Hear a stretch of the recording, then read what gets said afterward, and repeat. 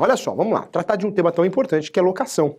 Nós vamos fazer comentários hoje, de forma prática, didática e objetiva, da Lei 8.245 de 91 e também da Lei 12.112 de 2009. Quando nós falamos em locação, o assunto é complexo. Quem pode fazer locação, professor?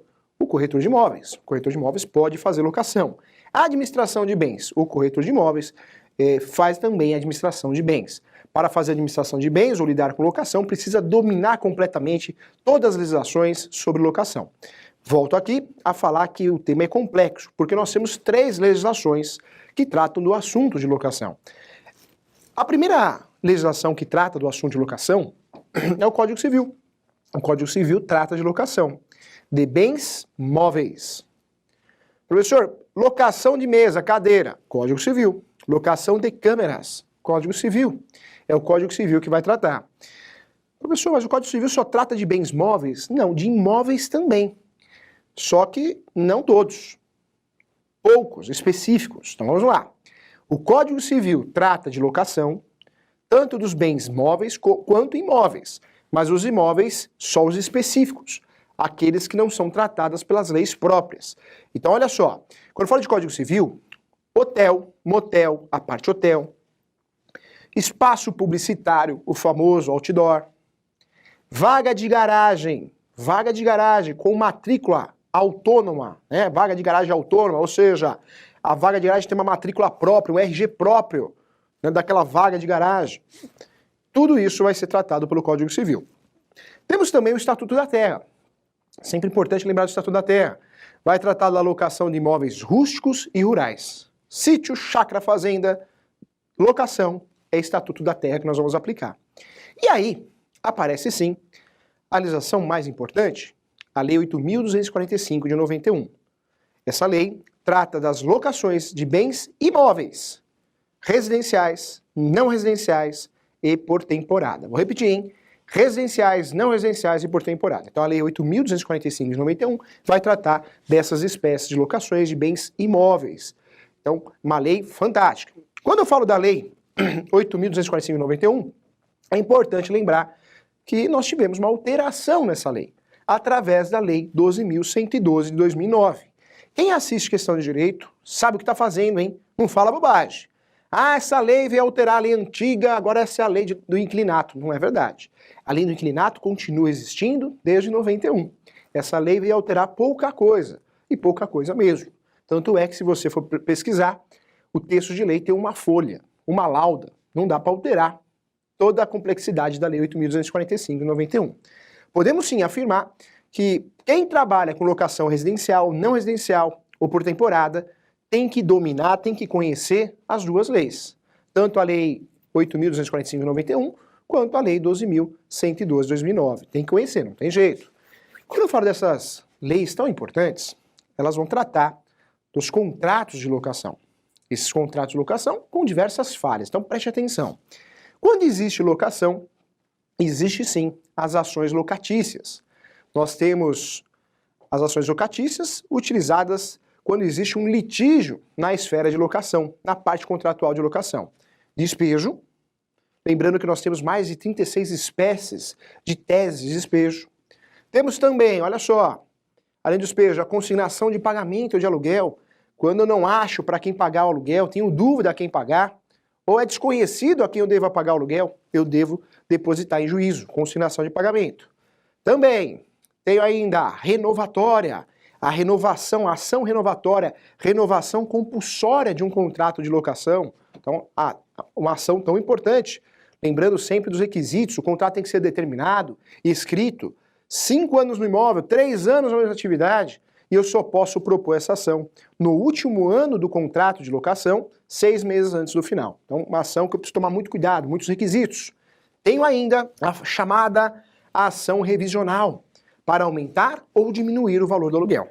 Então, é uma ação para aumentar ou diminuir o valor do aluguel. Essas ações são as ações que muita gente estuda lá na graduação do curso de Direito. São ações do dia a dia, mas nós temos duas novidades. Novidades porque são ações doutrinárias e jurisprudenciais. Questão de direito sempre atualizada. Vamos lá.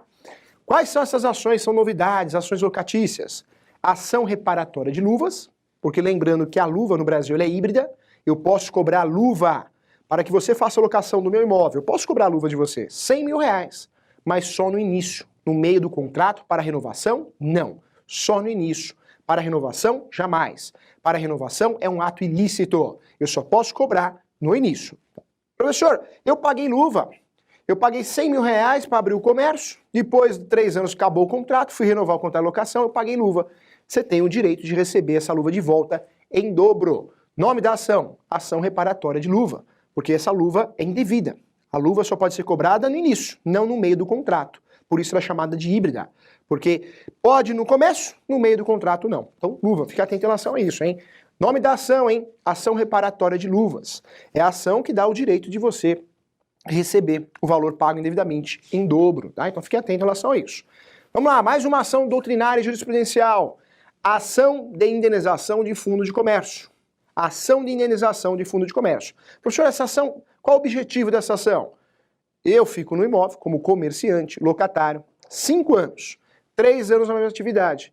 Eu posso pleitear ao judiciário realmente uma indenização de você, locador, porque você me induziu, você quer que eu saia do imóvel, em pleno contrato vigente, tem vários requisitos e várias aplicabilidades diferentes, mas é uma ação perfeitamente possível, reconhecida pela jurisprudência e pela doutrina. Nome da ação, então, anota aí: ação de indenização de fundo de comércio. Essa ação tem o objetivo, realmente, eu inquilino, eu quero uma indenização de você, locador, porque você, realmente, você pediu o imóvel de volta de uma forma arbitrária, né? Então, claro, tem que estudar cada caso concreto, que é uma ação doutrinária e jurisprudencial, mas uma ação muito interessante para cumprir o princípio da função social da propriedade. Quem mais emprega no Brasil, quem que é? São os pequenos e médios comerciantes, empresários. Se não tiverem uma proteção em relação ao ponto comercial, ninguém vai abrir comércio. Então daí que surge a força dessa ação, muito utilizada atualmente, tá bom? Então, são as chamadas ações locatícias, hein? Envolve um contrato de locação, existe sim essas ações locatícias.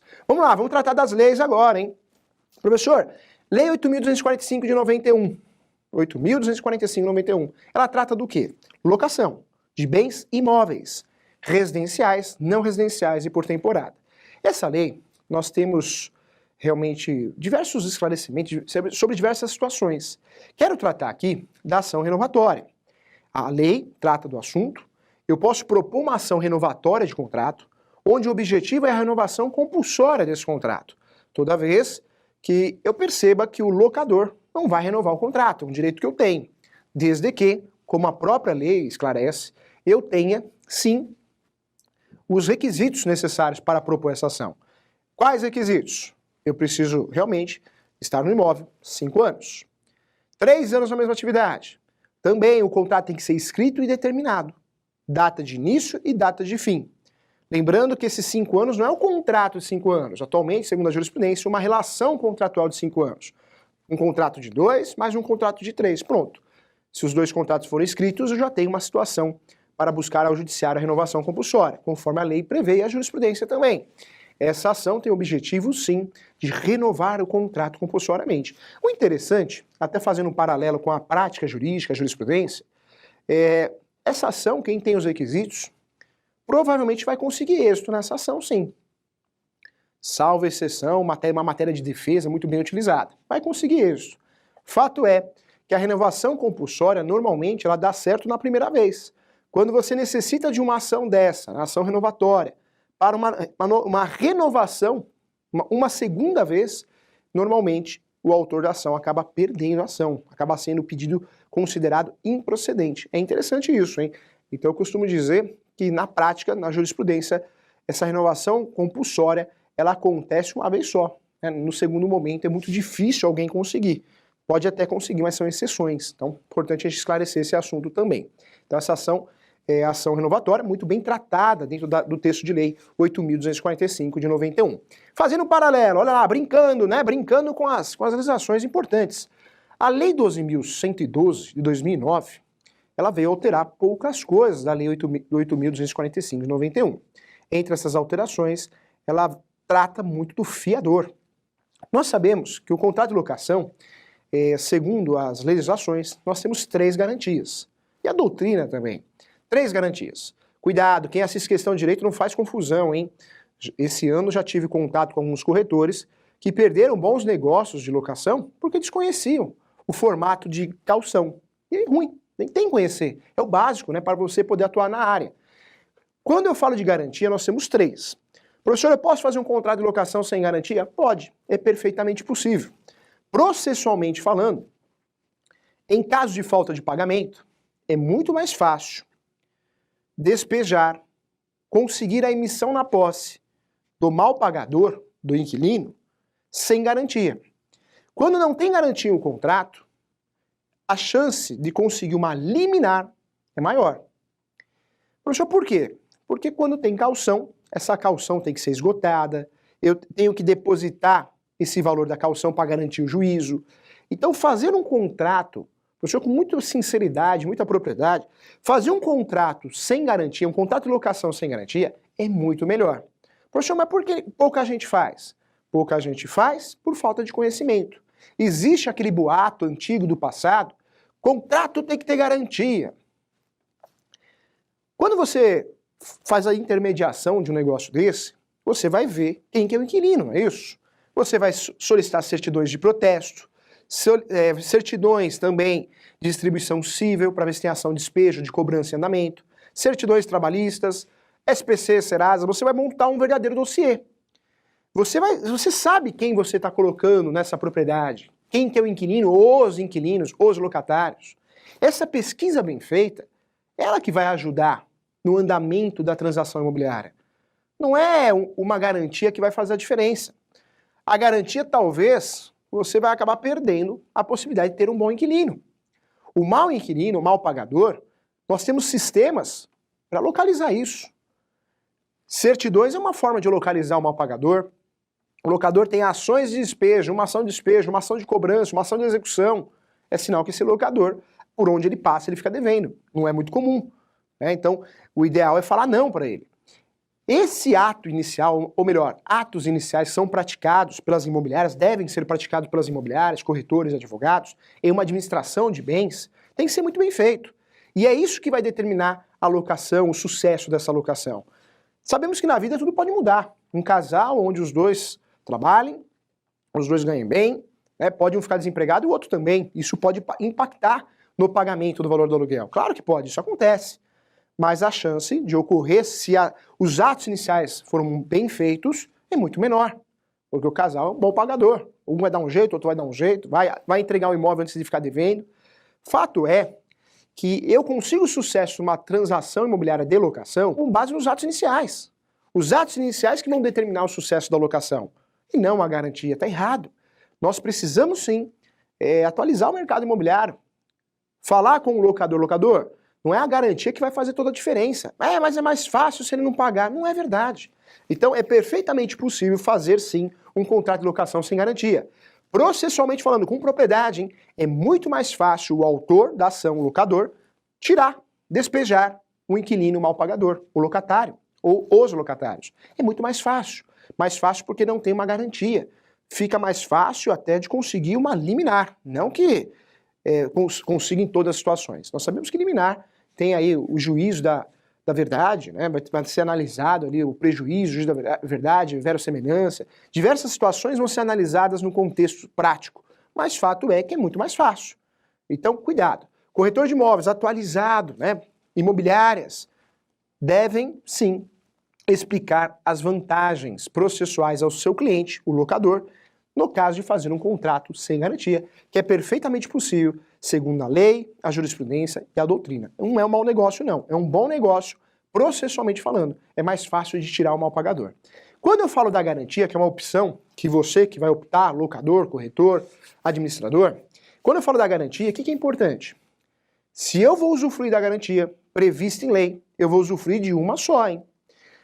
No Brasil, segundo a doutrina, a jurisprudência e a própria lei, eu não posso, não devo, fazer um contrato com 2 garantias, 3 garantias. Isso não existe, hein? Esse negócio de fazer um contrato para ficar bem garantidinho, isso não existe, não pode. Não tem nada de bem garantidinho. Ou é sem garantia ou uma garantia, que eu vou optar das 3 que existem. 3 garantias existem no Brasil, em 3. Isso é o correto. Isso é o fica didático, hein? A primeira garantia realmente é a caução. Quando eu falo da caução, cuidado. A caução é um gênero de várias espécies. A caução pode ser dada em dinheiro, não pode ultrapassar 3 aluguéis, né? Então não pode esse negócio, olha, você me paga 6 meses, não existe isso. Até 3, pode ser menos, pode ser 1, pode ser 2, pode ser 3. É a mais conhecida, a caução em dinheiro. Além da caução em dinheiro, a caução poderá ser prestada também através de um bem móvel ou imóvel, hein? Fique atento em relação a isso, bem móvel ou imóvel. Eu posso dar um carro em garantia a um contrato de locação, caução, o nome disso. Eu posso dar um piano, posso dar uma guitarra, posso dar um violão. É perfeitamente possível, hein? Isso chama caução. Eu estou dando um bem móvel em garantia. Professor, como que eu vou amarrar isso no contrato? Depende do bem. Mas dá para amarrar isso no contrato de forma perfeita. Conseguimos amarrar sim. Não é muito comum, acontece, nós temos diversos casos no Brasil assim. Eu dou em garantia um bem móvel, mas o mais comum é a garantia de um bem imóvel. É isso mesmo, a garantia de um bem imóvel. E aí que tá a confusão, hein? Presta atenção, vem cá, ó, presta atenção, porque tem corretor que não sabe, você não vai perder negócio não. Garantia caução, bem imóvel. Ainda na caução, olha quanto assunto tem de caução, hein? Pode ser bem móvel, pode ser bem imóvel, pode ser dinheiro até 3 meses de depósito. Quando eu falo de caução de bem imóvel, eu estou dando um bem em garantia. Normalmente o bem meu. Isso chama o quê? Caução com bem próprio. Professor, uma casa em Itanhaém, aluga um apartamento, dou essa casa em Itanhaém em garantia ao contrato de locação do apartamento que eu vou morar. Professor, qual que é o nome disso? Caução com bem próprio. Perfeitamente possível e não vejo garantia melhor, hein? Mas também existe a garantia da caução com bem de terceiro. É perfeitamente possível. Eu quero ajudar meu amigo Felipe, casou. Eu vou pegar um imóvel meu e vou dar em garantia ao contrato de locação dele. Professor, mas o imóvel do Felipe? Não, é meu. Se o Felipe não pagar, você pode cobrar o Felipe e pode me cobrar esse imóvel aqui. Porque eu dei um bem meu em garantia. Isso chama caução com bem de terceiro. Tem corretor que não sabe disso, não pode. Perde negócio, bons negócios imobiliários. E é uma garantia muito boa também. Então cuidado com o Instituto da Caução, hein? A caução pode ser prestada em dinheiro até 3 meses, pode ser um bem móvel, pode ser um bem imóvel, próprio ou de terceiro. Fique atento em relação a isso. Quando eu falo de caução, de bem próprio ou de terceiro, vamos pular lá para o direito registral. Direito imobiliário é apaixonante, né? Ele é multidisciplinar. É direito do consumidor, é direito civil, é direito registral. Quando eu falo de direito registral, vamos aplicar aqui na prática. Professor, eu sou locador, fiz um contrato de locação, o inquilino aceitou, ele vai dar um imóvel dele em garantia. Eu, locador, vou exigir ao inquilino que ele faça a verbação desse contrato de locação nosso, lá no imóvel dele. Professor, mas por que isso? Porque isso vai gerar uma publicidade. O imóvel dele, que foi dado em garantia ao nosso contrato de locação, se alguém comprar, vai assumir a responsabilidade. Muito cartório vai falar, não, cartório aplica-se o princípio da autonomia, depende de cada cartório, né? Por isso muitas vezes você fala, professor, num cartório é de um jeito, no outro é de outro. Porque tem isso, né? O cartório vai analisar a segurança jurídica do negócio e existe um entendimento pessoal do oficial do cartório, o entendimento dele. Fato é que isso tem que ser obrigatório, é o correto, porque não adianta eu, locador, aceitar o seu imóvel como garantia e eu não blindei isso. Não foi averbado na matrícula do imóvel. Fato é que pode ocorrer o quê a qualquer momento? Você pode vender o imóvel e aí esse contrato fica sem garantia. Qual que é a certeza que eu tenho? Eu peço para você me entregar uma matrícula atualizada onde tem essa averbação que esse imóvel foi dado em garantia. Aí sim eu estou assegurado, porque gerou publicidade. O grande objetivo do sistema registral brasileiro é a publicidade, não é isso? Então, importante saber, importante para aplicar na prática. Tem mais, hein? Boas franquias no Brasil não fazem locações comerciais sem exigir a averbação do contrato de locação na própria matrícula. O professor está errado? Não.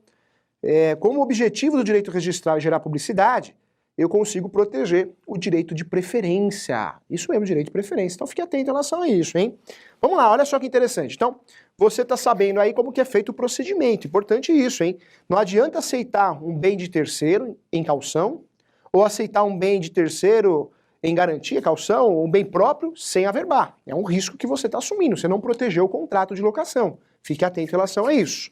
Vamos lá, deixa a caução de lado, vem comigo, presta atenção. Vamos falar da segunda garantia. Professor, qual que é a segunda garantia? A segunda garantia, nós vamos falar aqui do fiador. Isso, o fiador. Professor, e aí? E o fiador, hein? Cuidado. Muito imobiliário, muito corretor, muito advogado faz confusão, hein? O fiador é a garantia. Se é um casal de fiadores, eles são a garantia. O CPF deles. Se o Felipe não paga aluguel, o fiador vai pagar. Com o dinheiro que está na conta, com o carro, com moto, com a casa, com qualquer coisa. Ele é a garantia.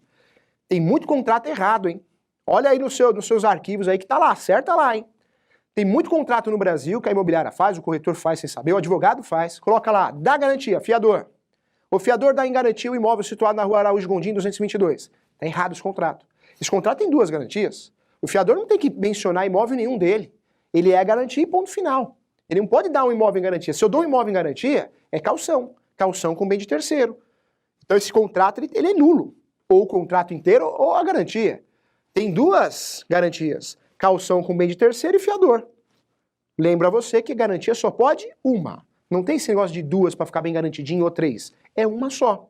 Então esse fiador, ele pode amanhã em execução falar, quero a nulidade dessa cláusula de caução porque tem duas garantias. É uma baita de uma tese a ser utilizada em defesa do fiador. Cuidado.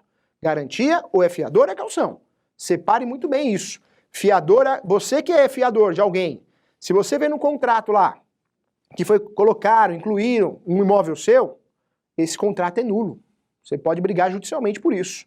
É o contrato ou ainda a cláusula contratual, vai depender do entendimento de cada região do nosso país. Mas fato que é prática isso. Cuidado, hein? Não pode existir duas garantias. Então, fiador, garantia pessoal, hein? Garantia pessoal. Se a esposa ou o marido não assinou o contrato de locação, cuidado.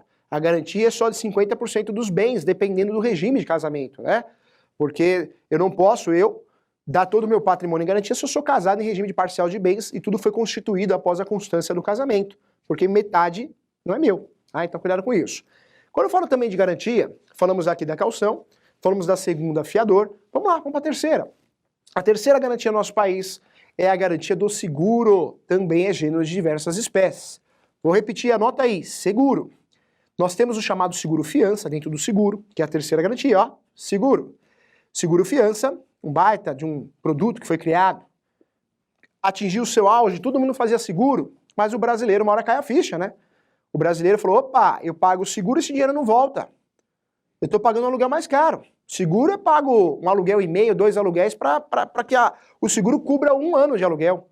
Caiu a ficha do brasileiro, todo mundo começou a fugir. O banco não é bobo, as instituições financeiras, eles vivem de produtos bancários, inclusive a relação de consumo. Posso aplicar a Lei 8.078 de 90, posso aplicar o Código de Defesa do Consumidor.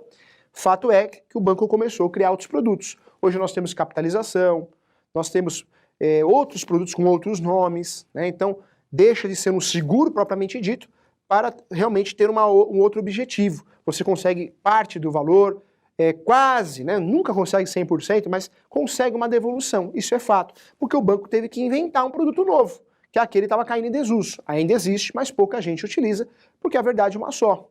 Você gasta um aluguel e meio, 2 aluguéis e nunca mais vai voltar para o seu bolso. Então o brasileiro foge disso. Quem não consegue fugir, vai e paga o seguro. Então 3 garantias, hein? Fiador, caução e seguro. Então fique atento. Ou eu uso uma garantia, D3, eu vou optar, ou nenhuma, que é perfeitamente possível.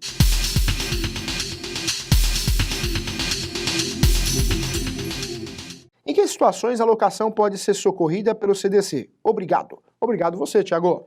Na verdade, a locação ela é uma relação civil, ela tem legislação própria, Thiago.